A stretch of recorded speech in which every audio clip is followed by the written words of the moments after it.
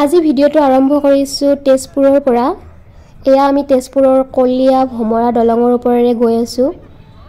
সঁচাকৈ দলংখন বহুত দীঘল। আহি আমি কাজিৰঙাৰ ভিতৰত সোমালোঁ। আমি যাই আছোঁ শিৱসাগৰলৈ।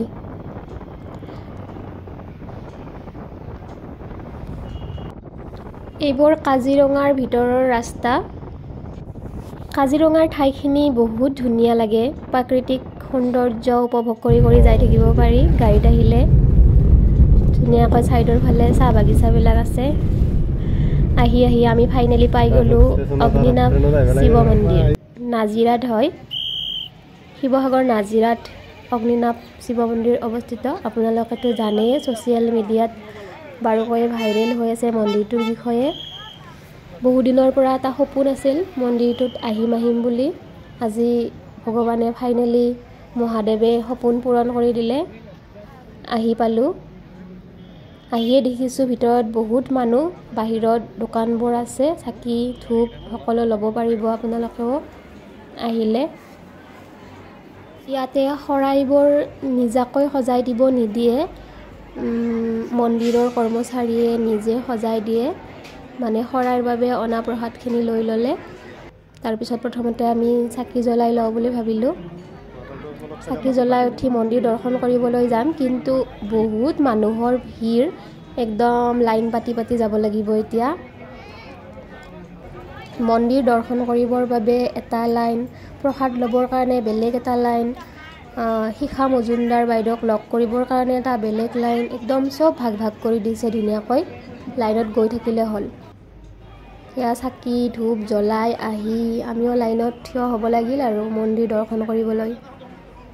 সদাশিৱ বাবাৰ কৃপাত আহি যে পাইছোঁ, তেওঁক বহুত ধন্যবাদ। আৰু মন্দিৰটোৰ বিষয়টো জানেই, ফেচবুকত একদম অনলাইন মন্দিৰ হিচাপে পৰিচিত হৈছে। ইয়াত আহিব নোৱাৰাসকলে, দূৰৰ ভক্তসকলে অনলাইন যোগেও শৰাই দিব পাৰে। আৰু এইবোৰ দেখিছেনে চাকি, ইমান দিনে দি অহা চাকিবোৰ এনেকৈ থৈ দিছে ধুনীয়াকৈ এটা ঠাইত পৰিপাটিকৈ। বহুত ভক্তই ইয়াতে আহে বা আহিব নোৱাৰাসকলে অনলাইন যোগে সেৱা জনালেও ফল পায় বুলি কয়, আৰু বহুতে পাইছেও।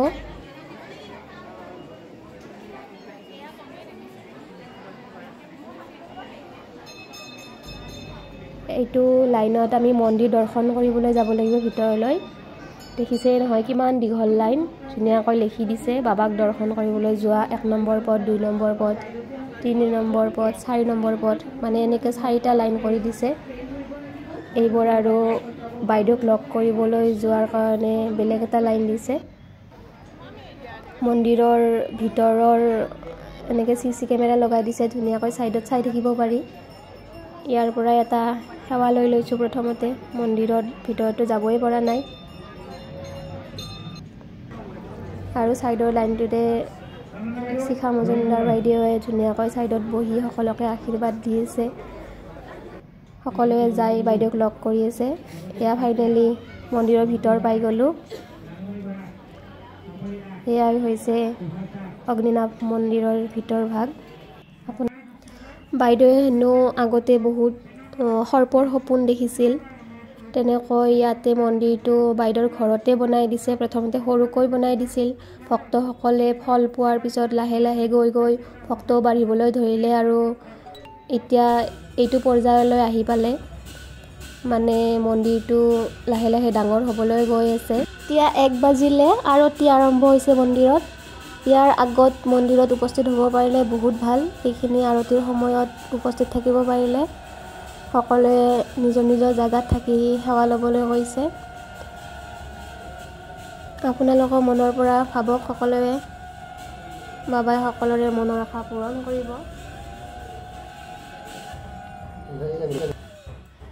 আমাৰ সেৱা লোৱা, বাইদেউক লগ কৰা সকলোখিনি হৈ গ'ল। হাজবেণ্ডে প্ৰসাদ খাই আছে, পায়স দিছে তাতে।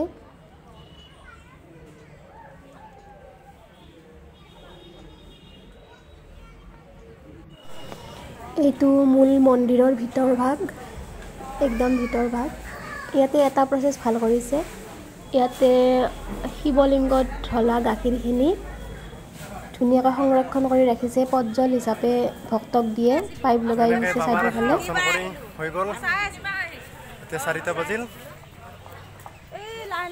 তো গৈ আছো আমি অগ্নিনাভ মন্দিৰৰ পৰা এতিয়া মানুহবোৰ নাইকিয়া হৈ গ'ল 4টা বাজিল মানে মন্দিৰ বন্ধ গতিকে অগ্নিনাভ বাবাই সকলোৰে মনৰ আশা পূৰণ কৰক আৰু নেক্সট ভিডিঅ'ত দেখাবলৈ চেষ্টা কৰিম শিৱসাগৰৰ ঐতিহ্য মন্দিৰসমূহ গতিকে আজিলৈ বাই বাই